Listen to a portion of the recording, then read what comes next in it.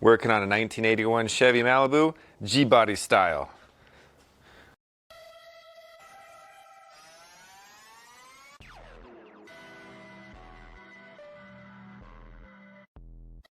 Welcome back to Self-Built. Today's a fun video. We're working on my 81 Malibu and we're switching out the rear coil springs, and I'm going to show you how it's done. If you have a G-body car, this should be very helpful for you. I wasn't able to find very many clear videos showing you how to do this, what tools that you need, and the process. So that's why I made this one for you guys. So let's hop into this and hopefully it helps you guys out. Tools that we used on this job was spring compressor. I put some chain lube on the threads. It just made it thread a lot easier, and it's supposed to protect the threads. For getting your shocks off, you're going to need 11/16 wrench or ratcheting wrench. To get the uppers, you need a nice long extension. Doesn't have to be a 1/2 inch like this. It's just the only thing that I had a deep socket, which matters. It's a 13 mil. If you have a 1/2 inch, that's what it's supposed to be, but that's all I had at the time. And then a 1/2 inch wrench, nice long screwdriver to pry the shock absorber off. And when you're putting it back on, little WD-40 is really nice on those boots to help it slide back in. I got all this off of Amazon. I got the tool for about 20 bucks. Springs were like $70 or so, 70, 75. And then also the little rubber grommet things were like $4 each. I'll leave a link in the description for all of these. It does support the channel if you choose, at no cost to you. There's many reasons to want to change out your rear coil springs. The reason I'm changing mine is I'm hoping to get a better ride height. These are bigger than stock tires, and if I go over bumps, they hit and my tires get in the wheel wells and it does damage to the tires. And that is a sound you will hear in your nightmares. It is awful, so we're going to try to avoid that. With these coil springs being about 43 years old, I think it's time to upgrade them a little bit. I put some air jacker suspension on these, hoping that it would help. It does temporarily, but after a while it starts to sag again. I'm hoping with new coil springs and those that'll help get rid of this issue completely. We're sitting right at 29 inches at the top of the wheel well, so we'll see what new coils do. Let's get this thing in the air.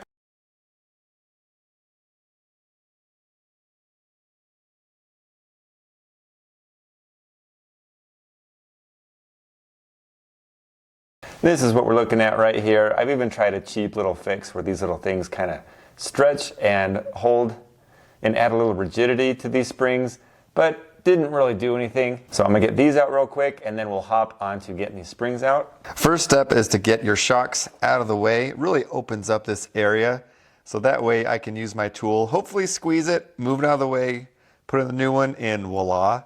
We'll see how that goes, but that's the plan for now.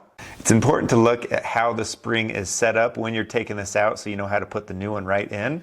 It might be a little difficult to see, but at the very top, there's a little rubber boot. I did buy that, and I'm gonna see if that fits it. This is my secret weapon, little spring compressing tool. So I'll just put these on, tighten this down, pinch it up, and hopefully it'll come right out. My original plan was to use an air gun on this. I put some lubricant on the thread so that way it turns a lot easier.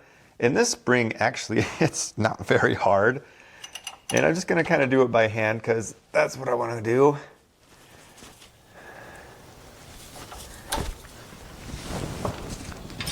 Just gonna go back and forth on the sides, make sure that they're somewhat even on the compression because there's a lot of power behind these things. Last thing I want is for it to jump in my face.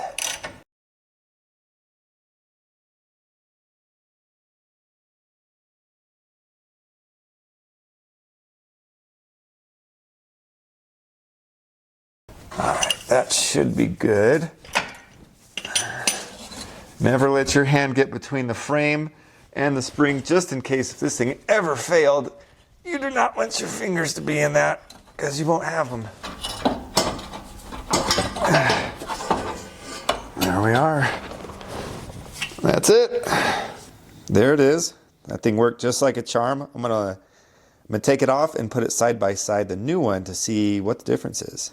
Here's these two side by side. As far as just me putting my body weight on these, you can see that these, I'm able to push them down pretty good. And then if I do this, it resists, probably feels about twice as strong. So that is a good indicator that hopefully these will fix that ride height a little bit. a quite unexpected surprise. I just wanted to see like how much I'd have to fit this thing in here. But you know what? I can actually push it in without having to squeeze this thing, which is crazy to me. I must be like an inch shorter than the other one. I'm just gonna put this little rubber gasket on first, just so I can get that there. I don't know if it really does anything, but whatever. It was like $4. I don't want to have to do this again if I don't have to. All right. Then I'll just have this here, and I can just push it a little bit with some good old-fashioned horsepower. Yep. Just like that. I'm really hoping this will ride better with these bad boys. So, yeah, there we are. Pretty sweet.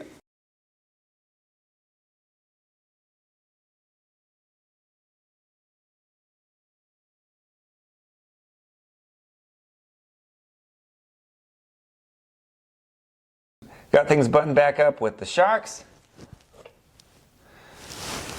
Hey, less rusty parts under here. That's great. Now let's lower it and check out the result.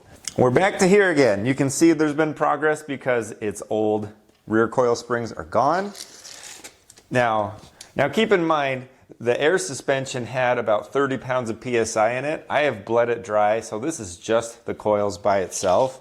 I'll add some in to see what the difference is. But as it stands, it's like a hair under 29 inches.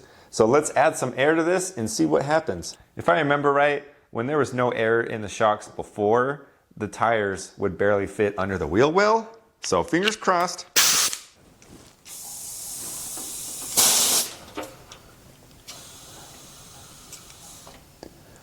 I'm gonna put more than 30 PSI in there, but I'm at 30 PSI just to be fair.